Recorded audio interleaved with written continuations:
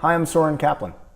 Organizations and teams today are working virtually like never before, around the clock and around the globe.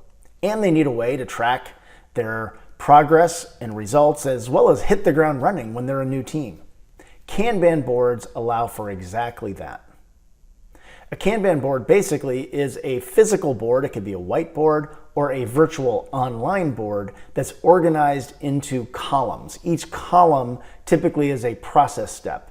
A simple Kanban board has 3 columns: to do, in progress, and done.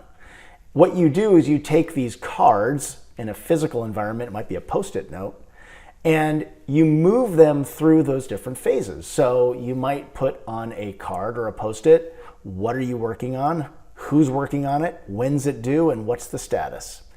As you collect your cards and you put them into your columns, you get a single view of everything you're working on, who owns it, and the current status of all of your work. That's the power of a Kanban board.